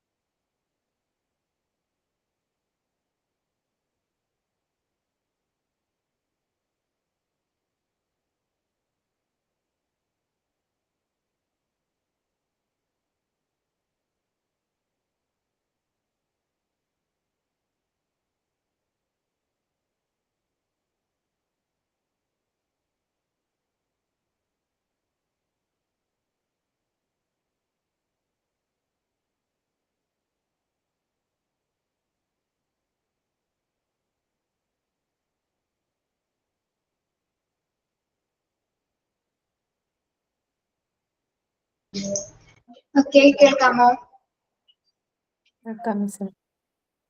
യെസ്. നമ്മളെ ഫാമിലിയാണ് പറഞ്ഞുകൊണ്ടിരിക്കുന്നത്. സോഷ്യൽ ഇക്കണോമിക് സ്റ്റാറ്റസ് പറഞ്ഞു. നെക്സ്റ്റ് എന്താണ്? Ordinal position of the child അല്ലെ. ഓർഡിനൽ പൊസിഷൻ എന്ന് പറഞ്ഞാൽ കുട്ടികളുടെ പൊസിഷൻ. ഇപ്പൊ ഒരു വീട്ടിൽ എത്ര കുട്ടികൾ ഉണ്ടാവും നോർമലി? 2 or 3. 2, 3, 4 കുട്ടികളുള്ള വീടൊക്കെ ഉണ്ട്, 5 കുട്ടികളുള്ള വീടൊക്കെ ഉണ്ട്. യെസ്. ഇപ്പൊ അവരുടെ പൊസിഷൻ, ഇപ്പൊ മൂത്ത കുട്ടി, രണ്ടാമത്തെ കുട്ടി, അല്ലെങ്കിൽ ഫസ്റ്റ്, സെക്കൻഡ്, മിഡില്, ആ ഒരു പൊസിഷൻ കണ്ടിട്ടില്ലേ നമ്മള്? ആദ്യം ജനിക്കുന്ന കുട്ടി, രണ്ടാമത് ജനിക്കുന്ന കുട്ടി, മൂന്നാമത് ജനിക്കും. ഇപ്പൊ ആദ്യത്തെ നോക്കാം. ആദ്യത്തെ കുട്ടികളോടുള്ള ഒരു പൊസിഷൻ എങ്ങനെയാണ് ഫാമിലിക്ക് ഉണ്ടാകുന്നത്? ആദ്യത്തെ കുട്ടിനോട് കൂടുതലാണ് അല്ലെ. അതുകൊണ്ടാണ് ആദ്യമായിട്ട് എനിക്ക് കുഞ്ഞാണ് അല്ലെ, നമ്മുടെ ഫാമിലിയിലെ ആദ്യ കുഞ്ഞാണ്. Okay, yes. രണ്ടാമതൊരു കുഞ്ഞ് ജനിക്കുമ്പോ എന്ത് സംഭവിക്കുന്നു? അവിടെ ഇത് സംഭവിക്കോ? ഒന്നും സംഭവിക്കുന്നില്ല. അതൊരു സീക്വൻഷ്യൽ ഓർഡർ ആയിട്ട് സംഭവിക്കുന്നതാണ് അല്ലെ നോർമലി. ഓക്കെ, ദെൻ രണ്ടാമത്തെ കുഞ്ഞു വന്നു, മൂന്നാമത്തെ കുഞ്ഞു വന്നു. ഓക്കെ, 3 കുട്ടികളുണ്ടെന്ന് വിചാരിക്കാം. ഈ 3 കുട്ടികളുടെ ഈ ഒരു പൊസിഷൻ, അതായത് മൂന്നാമത്തെ കുഞ്ഞാണ് ഇപ്പൊ ഏറ്റവും ഇളയത് എന്ന് പറയുന്നത്. ഏറ്റവും യങ്ങസ്റ്റ് ആയിട്ട് പറയുന്ന ആളാണ് നമ്മൾ ആരാണ്? മൂന്നാമത്തെ കുഞ്ഞിനെയാണ് അല്ലെ, ആണോ? യെസ്.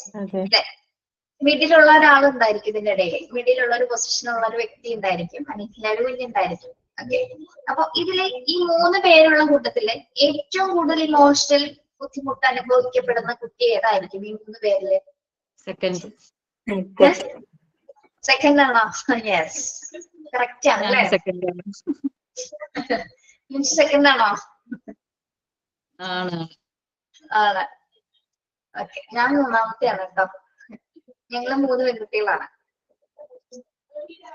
Okay, yes. ഓക്കെ, അപ്പൊ എന്താണ് ബുദ്ധിമുട്ടെന്ന് പറഞ്ഞേ? ഇളയതാണ്. അതിൽ 3 പേരുണ്ടോ? 3 പേരുണ്ടോ? എനിക്ക് 2 ചേച്ചിമാരാ. Okay, yes. എന്താണ് നിങ്ങളുടെ ഇമോഷണൽ വിഷമം എന്ന് പറഞ്ഞേ? നല്ലത് പറയാൻ പറ്റുമോ?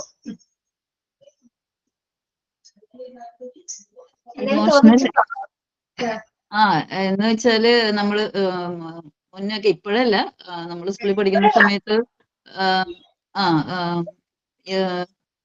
ബ്രദർ യൂസ് ചെയ്തിരുന്ന, എന്റെ മൂത്തയാളുടെ ബ്രദർ ആയിരുന്നു. ബ്രദർ യൂസ് ചെയ്തിരുന്ന ബുക്സും കാര്യങ്ങളും മോസ്റ്റ്ലി ആള് യൂസ് ചെയ്തായിരിക്കും എനിക്ക് കിട്ടുന്നത്. അതാണ് മെയിൻ ഇത്. നമുക്ക് പുതിയ ബുക്സ് എനിക്ക് തോന്നുന്നു ഞാൻ ഇതുവരെ ബ്രദർ ഒരു ക്ലാസ്സിന് ഡിഫറൻസേ ഉള്ളൂ. അപ്പൊ അതുകൊണ്ട് സ്ട്രെയിറ്റ് ഇതുവരെ ഞാൻ ന്യൂ ടെക്സ്റ്റ് ബുക്സ് യൂസേ ചെയ്തിട്ടില്ല. എല്ലാം യൂസ്ഡ് ആണ്. ഓൺലി നോട്ട് ബുക്സ് മാത്രമേ നമുക്ക് പുതിയത് വാങ്ങിക്കാൻ പറ്റുള്ളൂ. അതുപോലെ തന്നെ എല്ലാം ഷെയറിങ് ആയിരിക്കും മിക്കതും ഓൾമോസ്റ്റ്. പിന്നെ ഡ്രസ്സ് പിന്നെ ഞാൻ പെൺകുട്ടി ആയതുകൊണ്ട് അത് ഷെയർ ചെയ്യാൻ പറ്റില്ല. അതെ, ശരിയാണല്ലേ. അപ്പൊ അങ്ങനെ നമ്മുടെ ഈ ഓർഡിനൽ പൊസിഷൻ ഉദ്ദേശിക്കുന്നത് കുട്ടികളുടെ ഇതുപോലെ 3 പേരാണ്. ഇത് സീക്വൻഷ്യൽ ഓർഡർ എന്ന് പറയും. ഫസ്റ്റ്, സെക്കൻഡ്, തേർഡ് എന്ന് പറയുന്നത്. അതിൽ രണ്ടാമത്തെ കുട്ടി, അതായത് മൂത്ത കുട്ടീനോടും ഇളയ കുട്ടീനോടും ഭയങ്കര വാത്സല്യം കൂടുതലായിരിക്കും. എന്ന് പറഞ്ഞ് മൂന്നാമത്തെ കുട്ടീനെ നമ്മൾ മാറ്റി നിർത്തുന്നല്ല പറയുന്നത്, രണ്ടാമത്തെ കുട്ടീനെ മാറ്റി നിർത്തുന്നല്ല പറയുന്നത്, വീട്ടിൽ നിൽക്കുന്ന ആളെ. പക്ഷെ അത് ഇമോഷണലി അങ്ങനെ കുഞ്ഞിന് രൂപപ്പെട്ട് വരുന്നതാണ്. നോർമലി ചിലപ്പോ വീട്ടുകാര് അതേപോലെ ഇമോഷണലി അവരോട് അറ്റാച്ച്മെന്റ് കാണിക്കുന്നുണ്ടാവും ചില ഫാമിലീസിൽ. പക്ഷെ എന്നിരുന്നാൽ പോലും നമ്മുടെ കുട്ടികൾ എന്ന് പറയുന്നത് നമ്മളുടെ 2 കണ്ണുകൾ പോലെ തന്നെയാണ് അല്ലെ. നമ്മൾ അങ്ങനെ ആയിരിക്കും കാണുന്നത്, പക്ഷെ കുട്ടികളുടെ കണ്ണിലൊരു വ്യത്യാസം ഉണ്ടാവും അല്ലെ. ചേട്ടനോടാണ് കാര്യം, അല്ലെങ്കിൽ കുഞ്ഞനിയനോടാണ് ഏറ്റവും കൂടുതൽ അച്ഛനമ്മയ്ക്കും കാര്യമെന്ന്, അവരോടാണ് ഇഷ്ടം, അവർക്കാണ് എല്ലാം വാങ്ങിച്ചു കൊടുക്കുന്നത്. ചിലപ്പോ എല്ലാവർക്കും കൂടി കൊണ്ടുവന്നായിരിക്കും, ചിലപ്പോ ഏറ്റവും ഇളയാളായിരിക്കും ആദ്യം ഓടി എത്തുന്നത്. അപ്പൊ ആളുടെ കയ്യിലേക്ക് കൊടുത്തു, അതൊരു തെറ്റല്ല. പക്ഷെ കുഞ്ഞ് വിചാരിച്ചു അത് അവന് വേണ്ടി മാത്രം കൊണ്ടുവന്നതാണ് അല്ലെ. അങ്ങനെ ഇമോഷണൽ ആയിട്ട് വീക്ക് ആയി പോകുന്ന കുഞ്ഞുങ്ങളുണ്ട്. അങ്ങനെ അവർ സ്വയം ചിന്തിക്കുകയാണ്, അതായത് അവരുടെ പ്രായത്തിൻ്റെതാണ് അതൊക്കെ. ഓക്കെ, അതായത് അങ്ങനെ അതുപോലെ തന്നെ മൂത്ത ആളിലും ഇത് രൂപപ്പെടാറുണ്ട്. ഇപ്പൊ ഇളയ ആൾക്ക് ഏറ്റവും കൂടുതൽ കൊണ്ടു കൊടുത്താല് ഇപ്പൊ എന്നെ മൈൻഡ് ചെയ്യുന്നില്ല, എല്ലാവരെയും ഇപ്പൊ ഇളയ ആൾക്കാരോട് ഭയങ്കര സ്നേഹം ഇടിക്കലായിരിക്കും. ഏറ്റവും ചെറിയ കുഞ്ഞുണ്ടെങ്കിൽ അതിനോട് ഭയങ്കര കാര്യമായിരിക്കുള്ളൂ നമുക്ക്. പ്രത്യേകിച്ച് ഇപ്പൊ കുറച്ചുകൂടി വലിയ കുട്ടികൾക്കാണ് ഈ ഇമോഷൻസ് കൂടുന്നത്. ഒരു 14, 12 ഏജ്, ആ ഒരു ഏജൊക്കെ എത്തുന്ന സമയത്ത് ഭയങ്കരമായിട്ട് വിഷമം വരാറുണ്ട് അത് അവരുടെ സ്വാഭാവികമാണ്. ആ സ്റ്റേജിന്റെ പ്രത്യേകതയാണ്. അവരുടെ ആ ഒരു ഡെവലപ്മെന്റൽ സ്റ്റേജിൽ ഉണ്ടാകുന്ന ഇമോഷൻസ് അവരെങ്ങനെയാണ് കൈകാര്യം ചെയ്യുന്നത്. നമ്മൾ ലക്ഷ്യ പറഞ്ഞ പോലെ ലക്ഷ്യക്ക് ഉണ്ടായ പ്രശ്നം ഒക്കെ ചേട്ടന്റെയാണ് ഞാൻ ഉപയോഗിച്ചിരുന്നത്. എല്ലാം ബ്രദറിന്റെ തന്നെയായിരുന്നു. അപ്പൊ എനിക്ക് എപ്പോഴും അപ്പൊ ചിന്തിച്ചിട്ടുണ്ടാവും അല്ലെ, ക്ലാസ് മുറിയിൽ ഇരുന്ന് പോലെ ചിലപ്പോൾ അത് അന്ന് ചിന്തിച്ചിട്ടുണ്ടാവും. എന്തോ ആയിരിക്കും ആ ഒരു പ്രശ്നം ഉണ്ടായിട്ടുണ്ടോ ലക്ഷ്യക്ക്? അതാ ഞാൻ പറഞ്ഞ, ഇതുവരെ ന്യൂ ടെക്സ്റ്റ് ബുക്സ് ഞാൻ യൂസ് ചെയ്തിട്ടില്ല എന്റെ സ്കൂൾ വിഷമമാണ് കാലഘട്ടത്തിൽ. ഇപ്പോഴും കിടക്കുന്നത്. ഇത്രയും വർഷം കഴിഞ്ഞിട്ട് ഇപ്പോഴും പറയുന്നുണ്ടോ? അപ്പൊ അത് ആ ഒരു സ്റ്റേജിൽ ആ ഒരു കാലഘട്ടത്തിൽ ഉണ്ടായ ഒരു വിഷമമാണ്. ഓക്കെ, അപ്പൊ ഓർഡിനൽ പൊസിഷൻ എന്ന് പറയുന്നത് കുട്ടികളിലെ, അതായത് ഇതേപോലെ 1, 2, 3 കുട്ടികൾ ഉണ്ടാകുന്ന സമയത്ത് ഫാമിലി ഡിപ്പെൻഡന്റ് ആണ് അല്ലെ. അപ്പൊ കുട്ടികളിൽ രൂപപ്പെടുന്ന സ്വാഭാവികമായിട്ടൊരു പ്രവണതയാണ് കേട്ടോ. തന്നെ അംഗീകരിക്കുന്നില്ല അല്ലെങ്കിൽ തനിക്കൊരു എന്താ പറയാ പൊസിഷൻ തരുന്നില്ല എന്നുള്ളൊരു അവരുടെ സ്വമേധയാ ആർട്ടിഫിഷ്യൽ എന്താ പറയാ നാച്ചുറൽ ആയിട്ട് അത് ചിന്തിച്ചെടുക്കുന്നതാണ്. അതൊരു സമയം കഴിയുമ്പോൾ അത് മാറും. ഒരു സമയം വരെ ഉണ്ടാവും. അതുകൊണ്ട് നമ്മള് റിയലൈസ് ചെയ്യുന്ന ഒരു ടൈം ഉണ്ട്. പക്ഷെ എല്ലാവരിലും അത് റിയലൈസ് ചെയ്യില്ല. ചിലവരത് ഒരു ക്രൂവൽറ്റി മൈൻഡ് ആയിട്ട് എടുക്കാറുണ്ട്. എല്ലാവരും കൊടുത്ത് ശരിയാണ് കേട്ടോ. അങ്ങനെയൊക്കെ ക്രൈംസ് വരെ നടന്നിട്ടുണ്ട്.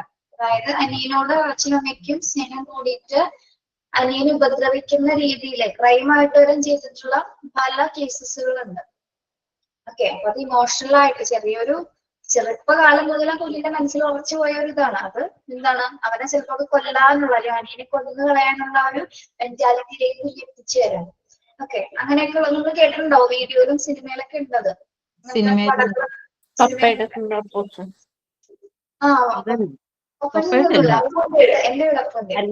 എന്റെ വിളപ്പുണ്ട് അതാണ് എന്റെ വിളപ്പുണ്ട്. ഓക്കെ, കാരണങ്ങളാണ് അല്ലെ.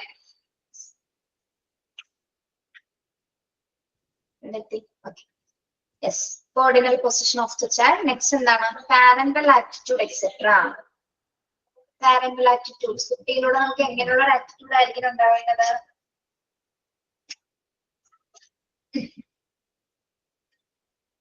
നിങ്ങൾ തന്നെ ആലോചിച്ചിട്ടൊന്ന് ഉത്തരം പറഞ്ഞേ. നിങ്ങൾ നിങ്ങളുടെ കുട്ടികളോട് എങ്ങനെയാണെന്ന്?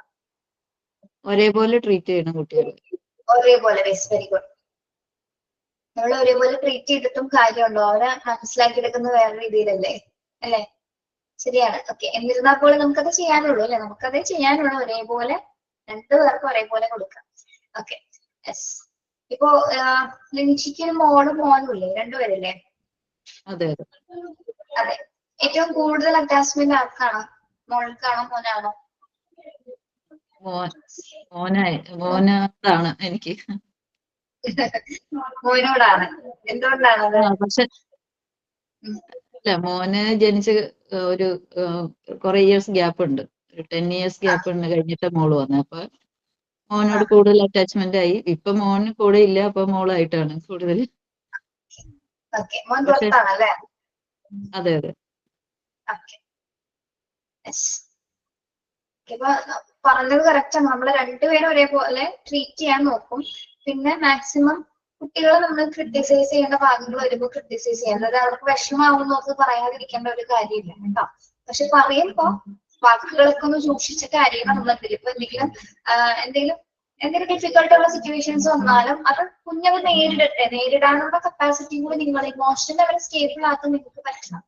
അപ്പൊ ചില കാര്യങ്ങൾ നിങ്ങൾ പറയില്ല, നീ അറിയേണ്ട കാര്യമല്ല, നിങ്ങളോട് പറഞ്ഞിട്ട് കാര്യമില്ല എന്നൊക്കെ പറഞ്ഞ് നമുക്ക് പല കാര്യങ്ങളും കുട്ടികൾ ഒഴിവാക്കി ഇടാറുണ്ട്. പക്ഷെ ചില കാര്യങ്ങൾ നമുക്ക് പറയാൻ പറ്റുന്നതാണ് അല്ലെ. ഇന്നത് കൊണ്ടാണ് മോനെ അത് അങ്ങനെ സംഭവിച്ചിട്ടാണ് അച്ഛനും അമ്മ അങ്ങനെ പറഞ്ഞത്, അല്ലെങ്കിൽ മുത്തശ്ശൻ ഇങ്ങനെ പറഞ്ഞത്, മുത്തശ്ശനോട് ഇങ്ങനെ പറഞ്ഞത്. അത് പറഞ്ഞു കൊടുത്ത് അവർക്കത് മനസ്സിലാകും. പക്ഷെ നമ്മളുടെ ഒരു കുറെ നാളത്തേക്ക് ഒരു ലൈഫ് എടുത്ത് നോക്കുകയാണെങ്കിൽ കുട്ടികൾ അങ്ങനെ എന്തെങ്കിലും ചോദിച്ചു വരുമ്പോൾ നമ്മൾ അതിൽ നിന്ന് അവരെ മാറ്റും. അപ്പൊ പറ്റോ നീ കേൾക്കേണ്ട കാര്യമല്ലാന്ന് പറഞ്ഞ് നമ്മൾ മാറ്റി നിർത്താറുണ്ട്.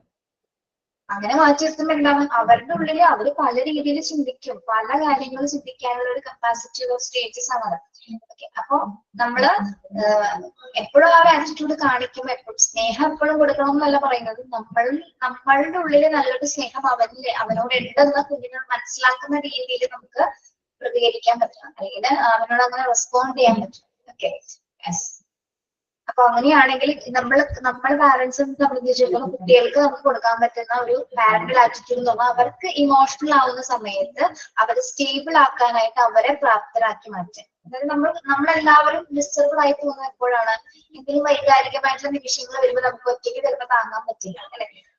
അപ്പൊ കുട്ടികളെ സംബന്ധിച്ചിടത്തോളം നമ്മൾ പാരന്റ്സ് ചെയ്യേണ്ടതാണ് കുട്ടികൾക്ക് എന്ത് സാഹചര്യങ്ങൾ വന്നാലും ഇതിന് പിടിച്ചു നിൽക്കാനായിട്ടുള്ള ഒരു കപ്പാസിറ്റി ഉണ്ടാക്കി കൊടുക്കുക. എന്ത് ഇമോഷണൽ ആയിട്ടുള്ള സിറ്റുവേഷൻ വന്നാലും അതിനെ തരണം ചെയ്യാനുള്ള ഒരു മനസ്ഥിതിയാണ് നമ്മൾ ആദ്യം ഉണ്ടാക്കി കൊടുക്കേണ്ടത്. ഓക്കെ, അങ്ങനെയാണെങ്കിൽ അവരുടെ ലൈഫ് തന്നെ ഒരുപാട് മാറ്റങ്ങൾ കൊണ്ടുവരും. ഓക്കെ, അപ്പൊ അതാണ് നമ്മൾ ആക്കുന്നത്. ഈ മറ്റ് സാധനങ്ങൾ കൊടുക്കുന്നതിൽ കൂടുതൽ എന്താ പറയാ, ഇമോഷൻസിനെ സ്റ്റേബിൾ ആക്കാനായിട്ടുള്ള മെത്തേഡ്സോ അല്ലെങ്കിൽ അതിനെ നിങ്ങൾ എപ്പോഴും കൂടെ ഉണ്ടെന്ന് മാത്രമല്ല അവനെ സ്വയം അവന്റെ മനസ്സിനെ സ്റ്റേബിൾ ആക്കാനുള്ള രീതിയിലുള്ള കാര്യങ്ങൾ പറഞ്ഞു കൊടുക്കുക. Okay, then also affects emotional development of the child. അപ്പൊ ഒരു ഫാമിലിയെ സംബന്ധിച്ച് ഒരു കുഞ്ഞിന്റെ വൈകാരികമായിട്ടുള്ള ആ ഒരു വികസനത്തിനെ സ്വാധീനിക്കാനായിട്ട് ഏറ്റവും കൂടുതൽ ഇൻഫ്ലുവൻസ് ചെയ്യുന്നത് ഫാമിലി തന്നെയാണ്, അല്ലെ? ടൈപ്സ് ഓഫ് ഫാമിലി അഫക്ട് ചെയ്യുന്നുണ്ട്. പിന്നെ വീട്ടിലുണ്ടാകുന്ന ഒരു ഗുഡ് അറ്റ്മോസ്ഫിയറും നെഗറ്റീവ് അറ്റ്മോസ്ഫിയറും രണ്ടു തരം ഫീലിങ്സ് ആണ് കുട്ടിയിൽ ഉണ്ടാകുന്നത്. പോസിറ്റീവ് ആയിട്ടുള്ള ഫീലിങ്സ് ഉണ്ടാക്കുന്നുണ്ട്, നെഗറ്റീവ് ഇമോഷൻസ് ഉണ്ടാക്കുന്നുണ്ട്. പിന്നെ ഇക്കണോമിക് സ്റ്റാറ്റസ്, ഫാമിലിയുടെ സൈസ്, കുഞ്ഞിന്റെ ഓർഡിനറി പൊസിഷൻ, പാരന്റൽ ആറ്റിറ്റ്യൂഡ്സ്, ഇതെല്ലാം തന്നെ കുഞ്ഞിന്റെ ഇമോഷണൽ ഡെവലപ്മെന്റിനെ അഫക്ട് ചെയ്യുന്നതാണ് കേട്ടോ. യെസ്, മനസ്സിലായോ എന്താണ് ഫാമിലി എന്താണ്?